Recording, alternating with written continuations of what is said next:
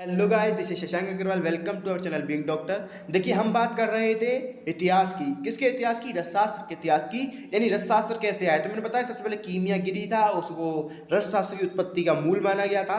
उसमें क्या बताया गया था? बेसिकली साधारण धातु को स्वर्ण आदि धातु में परिवर्तन करना बताया था। फिर मैंने आपको 5 काल बताए थे: प्राक वैदिक, वैदिक, संहिता, उद्भव और आधुनिक। इसमें से 2 काल हो चुके थे हमारे, प्राक वैदिक और वैदिक। 3 काल बच रहे हैं: संहिता काल, उद्भव काल, आधुनिक काल। कोशिश करूंगा आज तीनों काल खत्म कर दूं। चलिए, प्राक वैदिक मैंने आपको क्या बताया था कि मोहनजोदड़ो, हड़प्पा, इनकी घाटी में आपने खुदाई करी। क्या मिला? कि ऐसे प्रमाण मिले जो दर्शाते हैं कि वहां पर रासायनिक ज्ञान था या रसशास्त्र का ज्ञान था। इसके अलावा हम कह सकते हैं कि हम भारतीय लोगों को ये ज्ञान पहले से था। क्यों? क्योंकि प्राक वैदिक मतलब बहुत प्राचीन हो गया। वैदिक काल में मैंने आपको बताया था कि इसमें वानस्पतिक औषधि का प्रयोग करते हैं। 4 प्रकार की औषधियां थी: आर्तवर्णी, आंगिरसी, देवीय, मानुषिया। काष्ठौषधि का प्रयोग था। 2 परंपरा थी, मैंने बताया था DD, D for doctor, D for देवता, यानी डॉक्टर एज आ देवता। ठीक, तो यानी डॉक्टर क्या होते हैं? भगवान का रूप होते हैं, हमारे लिए देवता तुल्य होते हैं। तो डीडी ध्यान रखेंगे, डॉक्टर हमारे लिए देवता हैं। ठीक, आगे बढ़ेंगे। ऋग्वेद यजुर्वेद बताया था। ऋग्वेद में जो अश्वनी कुमारों ने चमत्कार किया था, एक रानी का जो पैर कट गया था, उधर लोहे का पैर लगाया था। यजुर्वेद में स्वर्ण का प्रयोग किया गया था और इससे दीर्घायु की प्राप्ति करी गई थी। स्वर्ण के लिए हिरण्य, लोह के लिए अयस और वंग के लिए त्रिपु बोला गया था। अथर्ववेद में पारद को पक्षी बोला गया था और इसका प्रयोग एज प्रोफाइल एक्सिस या रोग की रोकथाम के लिए और एज ट्रीटमेंट या रोग की मुक्ति के लिए किया गया था। इसके अलावा इसका प्रयोग internal as well as external किया गया था, यानी बाह्य रूप से और अंतः रूप से भी किया गया था। फिर मैंने बताया था जो रक्त धातु है वो लोह धातु से मिलकर बनता है। इसके अलावा मैंने एक बात और बताई थी, जो अंजन है उसका प्रयोग करने से नेत्र रोग और ज्वर रोग दोनों के छुटकारा पाया जा सकता है। बात करनी थी संहिता काल। देखिए, संहिता आपने नाम सुना होगा, संहिता बहुत फेमस है, आप पढ़कर भी आ रहे हो, पढ़ भी रहे हो, पढ़ेंगे भी। फर्स्ट ईयर में आपने भागवत पढ़ी, वो भी संहिता है। सेकंड ईयर में आप चरक पूर्वात पढ़ रहे हैं, वो भी संहिता है। थर्ड ईयर में चरक उत्तरार्ध पढ़ेंगे, वो भी संहिता है। फाइनल में सुश्रुत पढ़ेंगे, वो भी संहिता है। यानी संहिता जीवन के साथ भी, जीवन के बाद भी, यानी संहिता आपका पीछा नहीं छोड़ रही। उसी तरीके से आपके रसशास्त्र के काल में भी संहिता काल ने पीछा नहीं छोड़ा। सबसे पहले बात करेंगे मोस्ट पॉपुलर संहिता, चरक संहिता। तो देखिए, चरक संहिता का काल बताया गया है 220 यानी 200 ईसा पूर्व बताया गया है। अब देखिए, जो चरक संहिता है, जब हम इसका चिकित्सा स्थान पढ़ेंगे थर्ड ईयर में, तो उसमें आपको पता चलेगा कि चरक संहिता के चिकित्सा स्थान के चैप्टर फर्स्ट में लोह आदि धातु का प्रयोग बताया है, या आप कह सकते हैं लोह आदि रसायन का प्रयोग बताया है। उसका पहला चैप्टर ही रसायन के नाम से है। और रासायनिक मतलब जो कहते हैं जरा को नष्ट करे, व्याधि को नष्ट करे। तो अयस करती मतलब, अयस का मतलब मैंने क्या बताया था? यजुर्वेद में अयस किसका पर्याय था? लोह धातु का पर्याय था। ठीक है। और मैंने सब बताया था, स्वर्ण के लिए हिरण्य का यूज हुआ था और वंग के लिए त्रिपु यूज हुआ था यजुर्वेद में। मैंने बताया था ये चीज अगर आप तब याद कर लोगे तो इतिहास में भी काम देंगी और थ्योरी में भी आगे तक काम देंगी। और चरक में भी तो बातें आई हमारी कि जो चरक संहिता है 200 ईसा पूर्व है। इसमें आपके रसशास्त्र या बेसिकली इनके रूप को इतना डिटेल में नहीं बताया, कह सकते हैं इसके बारे में नहीं दिया। यानी आप कह सकते हैं जैसे क्रिया शरीर है, रचना शरीर है, पदार्थ विज्ञान है, इनके बारे में आपको चरक संहिता मिल जाता है। या फिर आप कह सकते हैं चरक संहिता शुरू से मिलकर निकला है ज्ञान। जबकि जो रसशास्त्र है इसका चरक संहिता में कुछ नहीं दिया गया या बहुत अल्प दिया गया, तो आप नहीं मानते ऐसा कुछ। तो आप कह सकते हैं कि जो चरक संहिता है बेसिकली वनस्पति औषधि कोई ज्ञान है, यानी पेड़ से प्राप्त होने वाली, वनस्पतियों से प्राप्त होने वाली दवाइयों का ही वर्णन है। किसमें? चरक में। तो ध्यान रखना है आपको, जो रसशास्त्र है ये चरक संहिता से नहीं आया है। चरक संहिता में इसके बारे में नहीं दिया गया।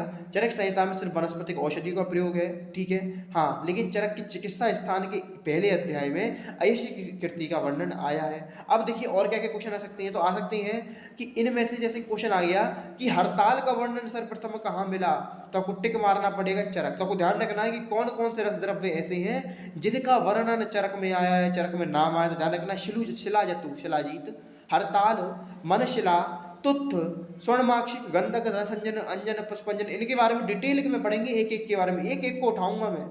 धातु कौन कौन सी है? स्वर्ण, रजत, ताम्र, लोह, नाग, वंग, मंडूर, कांस्य, पीतल, इन सब के बारे में चरक संहिता में दिया गया। रत्न कौन से हैं? माणिक्य, मुक्ता, प्रवाल, पुष्पराज, वज्र, वैदुर्यम, सूर्यकांत, चंद्रकांत, इन सब के बारे में चरक संहिता में दिया गया है। यानी कि यार नाम आपको पता होनी चाहिए कि ये नाम चरक संहिता में कहीं ना कहीं आए हैं। हो सकता है सूत्र में, हो सकता है चिकित्सा में हो, कहीं ना कहीं ये नाम दिए गए हैं। पढ़ेंगे आगे सुश्रुत संहिता। जिस तरीके से चरक संहिता के चिकित्सा स्थान के प्रथम अध्याय में अयस्कृति का वर्णन आया था, उसी तरीके से सुश्रुत संहिता के महाकुष्ठ चिकित्सा अध्याय में अयस्कृति का भी वर्णन आया है। इसमें कौन कौन से रसद्रव्य का नाम आया है? काशीश, टंकर। किसका नाम आया है? काशीश और टंकड़। देखिए अब याद कैसे करेंगे? देखिए सुश्रुत संहिता, सुश्रुत क्या करते हैं? सर्जरी। सर्जरी मतलब चीराफारी, काटना, यानी सुश्रुत संहिता क्या करते हैं? काटते हैं। क्या करते हैं? काटते हैं। तो क्या ध्यान रखेंगे सुश्रुत के लिए? काट। का से काशीश, टा से टंकड़। याद, खत्म एक बार में, खत्म, टाटा बाय बाय। ध्यान रखना है सुश्रुत के लिए काट, का फॉर काशीश, टा फॉर टंकड़। ऐसे ट्रिक से याद करोगे, कभी नहीं बोलोगे। जो सुश्रुत है सर्जरी करते हैं, काटते हैं, तो काटने से क्या ध्यान रखना है? का से काशीश, टा से टंकड़। कौन कौन सी धातु है? स्वर्ण है, रजत है, ताम्र है, लोह है, नाग है, भंग है। सर ये नाम तो ऊपर चरक में भी थे, यहाँ पर भी हैं, तो क्या करें? देखिए कुछ चीजें ऐसी हैं जिनके नाम दोनों में है, यानी कि इनका वर्णन दोनों में ही मिला है। ठीक है, फिर ऊपर आपको कुछ केमिकल फॉर्मूले दिख रहे होंगे काशीश और टंकड़ के। देखिए ये केमिकल फॉर्मूले अगर आप अभी याद कर सकते हैं तो बहुत सारे प्लस है, नहीं तो आगे तो आपको याद करनी ही है, और मैं करा कर ही मानूंगा। देखिए टंकड़ क्या होता है? बोरेक्स। ये फॉर्मूला आप नीट में याद करते हुए आ रहे होंगे, Na2B4O7.10H2O। टी से टंकड़, टी से 10, टी से टंकड़, टी से 10, तो दोनों में 10H2 है, टंकड़ में 10 है, तो आपको ध्यान रखना है कि टी से टंकड़, टी से 10। आगे बढ़ेंगे, कौन कौन से रत्न है? माणिक्य है, मुक्ता है, प्रवाल है, पुष्पराज है, वज्र है, वैदुर है, सूर्यकांत है, चंद्रकांत है। फिर बात करेंगे अष्टांग संग्रह की। देखिए अष्टांग संग्रह पहले आई थी, हृदय बाद में आई थी। संग्रह 6वीं सदी में आई थी, जबकि हृदय 7वीं सदी में आई थी। ठीक है, अब देखिए 6वीं सदी और 7वीं सदी, इस टाइम रसशास्त्र का समय आ चुका था, यानी रसशास्त्र के बारे में बातें आ चुकी थी। और इसमें सबसे पहले किसमें? अष्टांग हृदय में सबसे पहले धातु की भस्म बनाई गई थी, यानी चरक में और सुश्रुत में भस्म नहीं बनाई गई, जबकि अष्टांग हृदय में भस्म का निर्माण बताया गया है, उसका प्रयोग बताया गया है, किन किन रोगों में प्रयोग कर सकते हैं इसका बताया गया। तो ध्यान रखना जो अयस्कृति का प्रयोग है प्रमेय रोग में किया गया है, यानी इन भागवत संहिता अयस्कृति यानी लोह भस्म का प्रयोग प्रमेय में किया गया है। इसके अलावा जो अंधमूसा है, इसका सबसे पहले प्रयोग अष्टांग संग्रह में किया गया था। तो आपको ध्यान रखना है अयस्कृति का प्रयोग प्रमेय रोग में किया गया। किसने बताया? हमारे आचार्य भागवत ने अपने अष्टांग हृदय में बताया। अब कौन कौन से द्रव्य का वर्णन, देखिए फिर याद करने की बात आ रही है। देखिए याद करने की चीजें हैं, कोशिश करूंगा जितना ट्रिक से हो सके। टी से टंकड़, टी से 10, काट, सुश्रुत काटते हैं, काशी काशीश, टा से टंकड़, मैं याद कराने की कोशिश करूंगा। बाकी जो चीज़ रटने की है वो आप नज़र मारेंगे बार बार, तभी याद होंगी। देखिए चरक है, चरक अभी बहुत जल्दी हम पेड क्लासेस लेने आने वाले हैं। क्या कहते हैं, आप कोशिश करूंगा, क्या कहते हैं, जल्दी जल्दी क्लासेस लॉन्च करूँ। आप में से काफ़ी लोगों की क्वेरीज रिक्वेस्ट आ रही है, तो देखिए जो चीज़ याद करने की होगी कोशिश करूंगा उसको आपको इतनी अच्छी तरीके से समझा दूं कि आप उसको इजीली याद कर पाएँ। देखिए जो रटने की चीज़ होती है उसका कोई तोड़ नहीं होता, लेकिन हाँ उसको अगर आप इतनी अच्छी तरीके से समझा दो कि क्या कहते हैं कंसेप्चुअली हिट ना करें। जैसे कुछ याद करने की, जैसे मैंने फॉर एग्जाम्पल आपको आम का श्लोक याद कराया, उष्म बलत्व धातु माद्य पाचितम दुष्टम आवश्यकतम रसम आमम प्रशिक्षिते। अगर मैं इसको डायरेक्ट बोल दूंगा याद कर लो तो हो सकता है भूल जाओ, लेकिन अगर इसको समझा के याद कराऊं कि ऊष्मा के कम होने के कारण धातु रस का निर्माण नहीं हो पाता या धातुओं का निर्माण प्रॉपर नहीं हो पाता, जो दुष्ट और वो दुष्ट या दूषित होकर आमाशय में एक जगह पड़ी रहती है, फिर जिस रस की उत्पत्ति होती है डेटिज आम रस, तो आपको ज़्यादा लंबे समय तक याद रहेगा। क्यों?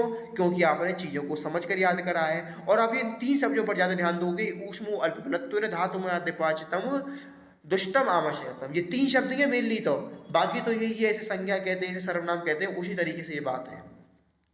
धातु के नाम आपको याद करने हैं, रत्नों के नाम आपको याद करने हैं, कौन कौन से इसमें आए। एक नाम स्पेशल याद करना है, समुद्र फेन। ठीक है, समुद्र फेन आपको इसमें एक नाम स्पेशली याद करना है, इसलिए मैंने इसको हाईलाइट भी कर दिया है। फिर है रस शास्त्र का उद्भव काल, यानी इस समय रस शास्त्र ने थोड़ी गति पकड़ी, यानी इसके विकास में एक क्रांति आई, लोगों में एक लहर दौड़ी। ठीक है, कब आई? 8वीं शताब्दी में। कब आई? 8वीं शताब्दी में। 8वीं शताब्दी में इसके उद्भव काल यानी इसकी स्टार्टिंग प्रॉपरली हुई, और 11वीं 12वीं शताब्दी तक जाकर इसका एक पीक आ गया। जैसे कोरोना है, जैसे बढ़ना स्टार्ट हुआ, डेट इज उद्भव काल, और बढ़ते बढ़ते पीक पर पहुंच गया, डेट इज शिखर, डेट इज मैक्सिमम लेवल।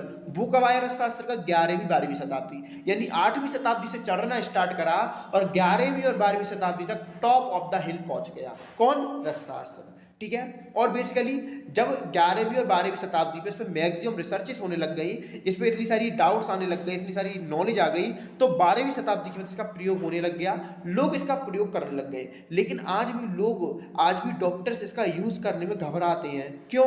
जितनी अच्छी ये औषधियाँ हैं, जितना अच्छा रिजल्ट देती हैं, बताया जाता है कि असाध्य रोगों को भी चिकित्सा करने वाली, ताकत रखने वाली इन औषधियों का नाम रस औषधियाँ हैं। ये उतनी जल्दी नुकसान भी करती हैं, इनकी डोज बहुत मैटर करती है। अगर इनकी डोज mg में होती है, थोड़ी भी ऊपर नीचे होने पर काफ़ी नुकसान देती है, इसलिए इसका प्रयोग हर कोई नहीं करता, हर कोई वैद्य घबराता है। आपको तो पता ही है कि जो प्रयोग करता है, जो इनके बारे में जानता है, उसको श्रेष्ठ बताया गया है। ठीक है, तो ध्यान रखना है क्यों क्रांति आई।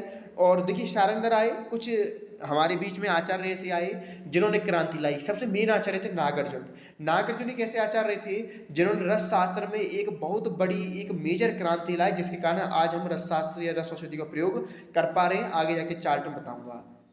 शारंगर आए 13 से 14वीं शताब्दी में, रसेंद्र सारसंग्रह आई 12वीं से 13वीं शताब्दी में। मैंने बताया था क्यों इतनी क्रांति आई। अगर आपसे क्वेश्चन आ जाए कि इतनी क्रांति क्यों आई रसशास्त्र में, कि भीड़ लग गई लोगों की, तो आपको तो पता ही है भीड़ कब लगती है, जब क्या कहते हैं उसकी वैल्यू हो, उसके फायदे बहुत ज़्यादा हो, तभी तो भीड़ लगती है। जैसे फॉर एग्जाम्पल क्या कहते हैं, अगर आप किसी व्यक्ति से मिलने के लिए तत्पर रहे हैं, कब मिलेंगे? या तो बहुत पॉपुलर है वो, या उससे बहुत जरूरी काम है आपको, या बहुत बढ़िया फायदा हो रहा है, तभी तो आप उससे मिलेंगे।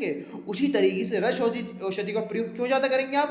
क्योंकि उनके प्रयोग से जब आपको फायदा ज़्यादा मिल रहा होगा, यानी अल्प मात्रा में प्रयोग करने से शीघ्र प्रयोग करने वाली, शीघ्र लाभ पहुंचाने वाली, अरुचि ना उपयोग करने वाली, विपुल विगुणा यानी बहुत सारे गुणों के मालिक जो हैं, ऐसी औषधियों को हम प्रयोग करते हैं। इसलिए इनको ट्रेंडिंग में लाया गया। क्यों?